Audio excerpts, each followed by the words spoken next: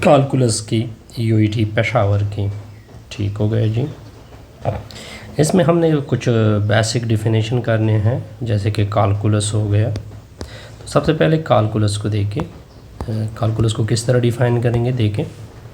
देखिए ये branch of queen of all sciences, मतलब ये बना कि मैथमेटिक्स की बात हो रही है कि कैलकुलस जो है वो मैथमेटिक्स की ब्रांच है। क्वीन ऑफ साइंस का मतलब मैथमेटिक्स की ब्रांच है, जिसमें हमारा सारा फोकस चेंज के ऊपर होता है। ठीक है, इंस्टेंटेनियस चेंज यानी सडन चेंज जब हो जाता है तो उसके ऊपर किसी भी फंक्शन में जो सडन चेंज होता है उसके ऊपर हमारा फोकस होता है। इसको कैलकुलस कहते हैं। अब देखिए बस हमारे जहन में कुछ इस तरह सवाल होते हैं। फॉर एग्जांपल देखिए चेंज दो तरह के हैं, घटना ये भी चेंज है। ठीक है, इसको भी कह सकते हो, माइनस वर्ड यूज़ कर रहा हूँ, माइनस करना ये भी चेंज है, प्लस करना ये भी चेंज है। ये दोनों चेंज में इंक्लूड होते हैं। किसी चीज़ में कमी लेके कमी होना, या किसी चीज़ में एक चीज़ की बढ़ोतरी या कमी से दूसरे में कमी और ज़्यादती क्या कहते हैं, चेंज कहते हैं हम। तो टाइप्स ऑफ कैलकुलस हमारे पास कितने हैं, दो हैं। एक को कहते हैं डिफरेंशियल कैलकुलस, जबकि दूसरा है इंटीग्रल कैलकुलस। ये पूरा हिस्सा कवर कर लेता है कैलकुलस का, ये भी पूरा एक हिस्सा कवर कर लेता है। अब दोनों की डिफिनेशन अलग अलग, इसकी डिफिनेशन के ऊपर आते हैं। Differential, what is mean by differential calculus? The equation, देखिए the equation which is relating to the operating derivative.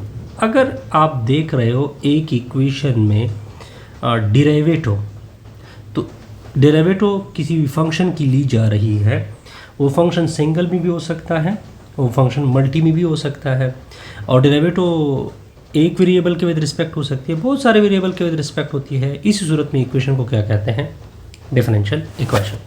मान लो ये एक डिफरेंशियल इक्वेशन है, इसको कहते हैं ऑर्डिनरी, ODE। क्यों डिफरेंशियल है? क्योंकि आप एक सिंगल वेरिएबल के विद रिस्पेक्ट इसमें चेंज लेके आ रहे हैं, एक्स के विद रिस्पेक्ट। अब देखिए, अब ये भी सिंगल विद एक्स के विद रिस्पेक्ट, ये भी ODE है, ऑर्डिनरी डिफरेंशियल इक्वेशन, क्योंकि यहाँ पे सिंगल वेरिएबल की चेंज आ रही है, सिंगल वेरिएबल के विद रिस्पेक्ट चेंज आ रही है। यहाँ पे सिंगल वेरिएबल के विद रिस्पेक्ट चेंज आ रही है, लेकिन आप उसमें उसको कितना चेंज कर रहे हैं, सिंगल वेरिएबल को 2 टाइम्स चेंज कर रहे हैं। ठीक है, जबकि ये PDE है, इसको क्या बोलते हैं, PDEs, यानी PDE है, क्योंकि फंक्शन दो वेरिएबल में। देखिए यहाँ पे हमने क्या कहा, फंक्शन सिंगल का भी हो सकता है तो चेंज सिंगल के विद रिस्पेक्ट होगा, फंक्शन में दो वेरिएबल के विद रिस्पेक्ट होता है तो दो वेरिएबल में हम चेंज लेके आएंगे। तो यहाँ पे ये दो फंक्शन के ऊपर डिपेंड कर रहा है, तो हमने चेंज भी दो विद रिस्पेक्ट, पहले एक्स के विद रिस्पेक्ट फिर वाई के विद रिस्पेक्ट। देखिए इसको कहते हैं, क्या बोलते हैं, डिफरेंशियल इक्वेशन। इन डिफरेंशियल इक्वेशन दो तरह के हैं, या तो आप एक के विद रिस्पेक्ट चेंज लेके आओगे, यानी फंक्शन अगर एक के ऊपर डिपेंड कर रहा है, या दो के विद रिस्पेक्ट लेके आओगे। इसके बाद डिफिनेशन करते हैं इंटीग्रल। देखिए इसके बाद एक और डिफिनेशन आ रही है इंटीग्रल कैलकुलस की।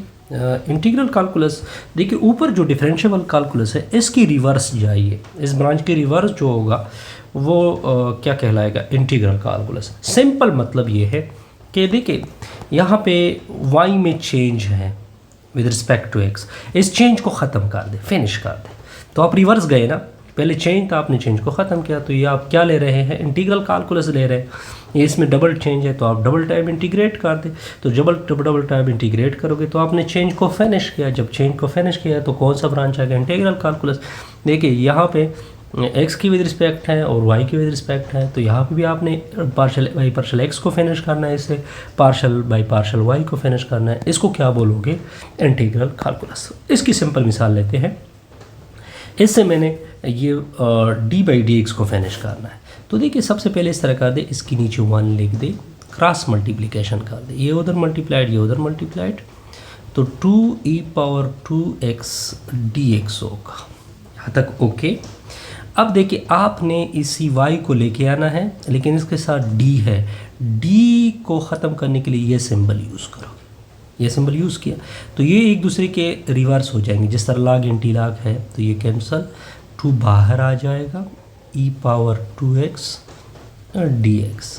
तो देखिए अब इसकी इंटीग्रल अपने साथ नोट कर ले, आपने क्लास 12 से नोट की होगी कि जो कोफिशिएंट होगा उससे डिवाइड करोगे और प्लस सम कांस्टेंट सी भी लगाओगे, तो 2 कैंसिल हो जाएगा, e power 2x plus c हो जाएगा।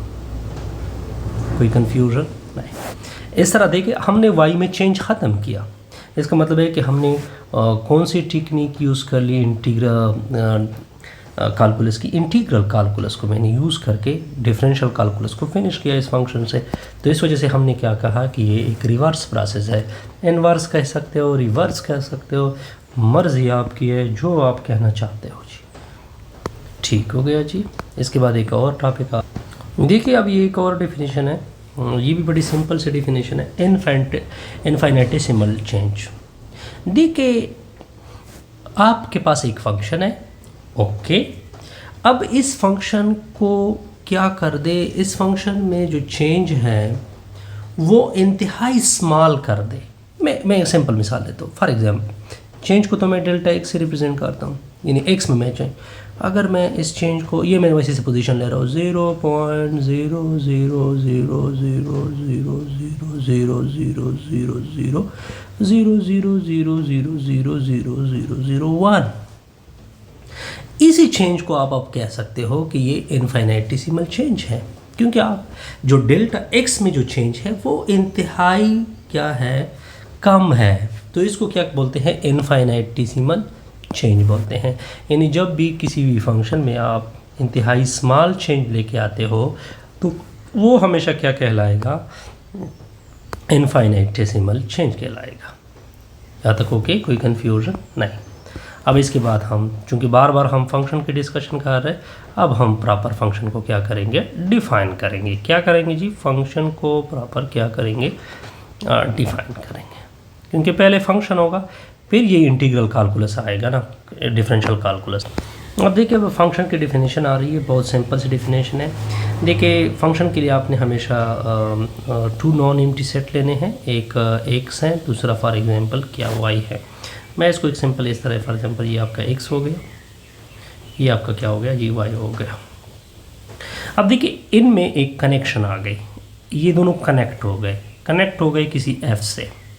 अब ये f फंक्शन कहलाएगा अगर इस x के सारी एलिमेंट हिस्सा ले ले, कंडीशन नंबर 1, इसके सारे एलिमेंट क्या ले ले, हिस्सा ले ले y के एलिमेंट के साथ, दैट्स ओके। और हर एक x का हर एक एलिमेंट 1 टाइम हिस्सा ले ले। दो बातें हैं, एक तो x पूरा हिस्सा लेगा, इट्स ओके। दूसरा क्या होगा जी, x का हर एक एलिमेंट कितनी बार हिस्सा लेगा, 1 टाइम। तो इससे हमारा ये लेक्चर भी कंप्लीट होगा। और इसको क्या बोलते हैं, फंक्शन, कनेक्शन, रिश्ता, निकाह, सब कुछ वर्ड आप यूज़ कर सकते हैं उस रिलेशन के लिए। Okay, good.